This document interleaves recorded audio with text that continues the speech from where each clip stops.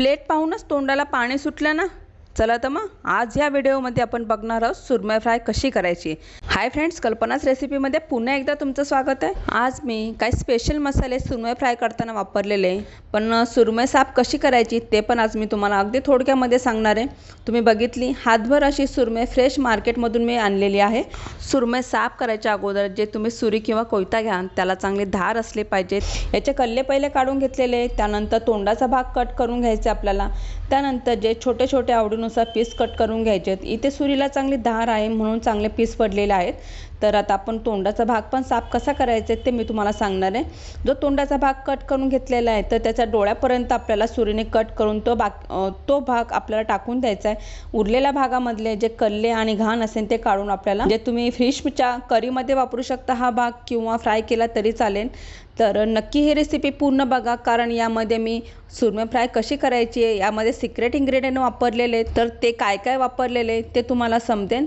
तर लास्टपर्यंत बघितली तर ही रेसिपी तुम्हाला नक्की आवडेल। रेसिपी जर आवडली तर रेसिपीला लाईक, चॅनलला सबस्क्राईब करायला विसरू नका आणि बेल आयकॉनला क्लिक करा, म्हणजे येणाऱ्या ज्या माझ्या रेसिपी आहेत त्या तुम्हाला पाहता येईल। चला तर मग सुरुवात करूया रेसिपी बनवायला। तुम्ही बघितलं सुरमई कट करून स्वच्छ मी धुवून घेतलेली आहे आणि छानपैकी पीस पडलेले।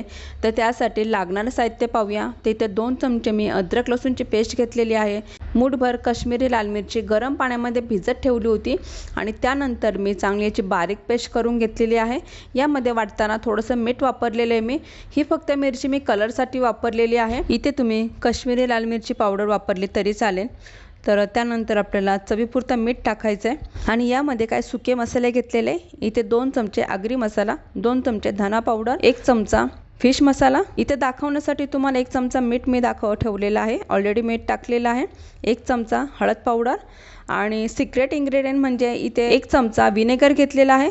तुम्ही नेहमी मच्छीमध्ये कोकमचा आगळ, कोकम किंवा चिंचेचा कोळ वापरला असेल, पण आज ह्या मच्छीमध्ये तुम्ही कधी मच्छी बनवत असाल तर त्या टायमाला विनेगर वापरून बघा, तर खूपच छान टेस्ट येते। इथे जे पण काही मसाले मी तुम्हाला दाखवलेले आहेत आणि आणखीन पण मसाल्याची मी लिस्ट तुम्हाला इथे दिलेली आहेत, तर ते प्युअर पूर्ण घरगुती डंकिनीमध्ये कुटलेले मसाले आहेत। तर तुम्हाला जर हवे असेल तर तुम्ही मला कमेंटमध्ये किंवा इंस्टा ID किंवा फेसबुक ID वरती मेसेज करून तुम्ही ऑर्डर करू शकता।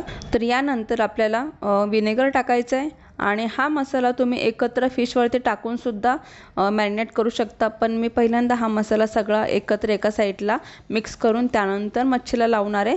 तर जे काही मसाले घेतलेले आहेत तर ते सगळे मी मिक्स करणार आहे। तिखट तुमच्या आवडीनुसार घ्यायचं आहे आणि इथे जेवढे मसाले मी घेतलेले आहेत ते मिक्स करण्यासाठी इथे मी 2 चमचे तेल वापरणार आहे। या मसाल्यामध्येच मी इथं 1 ते 1.5 चमचा तांदळाचं पीठ वापरलेलं आहे आणि आपण नंतर याला रवा किंवा पीठ वापरणार नाही आहे। तर बघू शकता इथे मी 1 टोमॅटो बारीक कट करून घेतलेला आहे आणि थोडीशी कढीपत्त्याची पानंसुद्धा मी यामध्ये टाकलेली आहे। तर याने पण खूप छान टेस्ट येते आणि 2 चमचे तेल वापरणार आहे। तर मगाशी पण मी तुम्हाला सांगितलं हे मसाले मिक्स करण्यासाठी मी तेल वापरणार आहे। तर 2 चमचे मी तेल वापरलेलं आहे। आणखी हे थोडंसं पातळ होण्यासाठी इथं मी थोडंसं आणखीन तेल टाकणार आहे, किंवा थोडं तुम्ही पाणी वापरलं तरी चालेल। असा मसाला पातळ करायचा आहे का जो मच्छी असेल आपली तर त्याला लागला पाहिजे, त्याला चांगला कोट झाला पाहिजे। तर तुम्ही बघितलं छानपैकी हा मसाला मिक्स करून घेतलेला आहे। इथं यामध्ये मी टोमॅटो आणि कढीपत्ता वापरलेला आहे, तर याने खूपच छान टेस्ट येते मच्छीला। मसाला चांगला मिक्स झालेला आहे आणि आता एक मच्छीचा जो तुकडा आहे तर त्याला पूर्णपणे आपण मसाला कोट करून घेणार आहोत आणि हा कोट केलेला मसाला मच्छीचा 15 ते 20 मिनिट आपल्याला साईडला ठेवायचा आहे। यामध्ये छानपैकी मसाला मच्छीमध्ये मुरेल।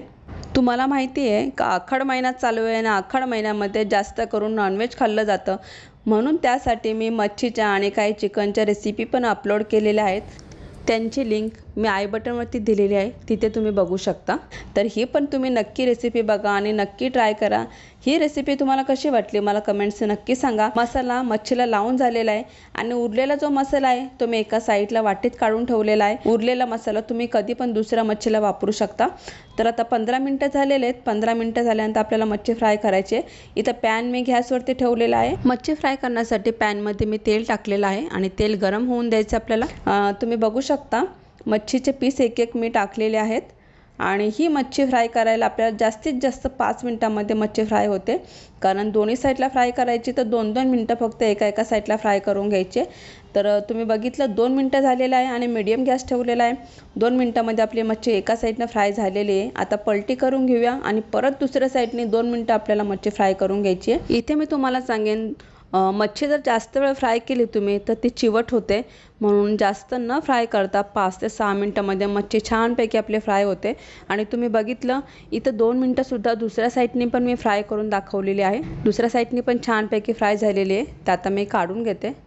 मच्छीची रेसिपी तुम्ही नक्की ही ट्राय करा आणि ही रेसिपी तुम्ही कोणती पण भाकरी, तांदळाची असू दे, ज्वारीची असू दे, बाजरीची भाकरी असू दे किंवा चपातीबरोबर खाल्ली तर खूपच छान लागते. तर नक्की रेसिपी ट्राय करा. तुम्हाला कशी वाटली मला कमेंट्स नक्की सांगा. रेसिपी जर आवडली तर रेसिपीला लाईक, चॅनलला सबस्क्राईब करायला विसरू नका. बेल आयकॉनला क्लिक करा म्हणजे येणाऱ्या ज्या माझ्या रेसिपी आहेत त्या तुम्हाला पाहता येईल. चला तर मग परत भेटूया अशीच एक नवीन रेसिपी घेऊन. थँक्यू.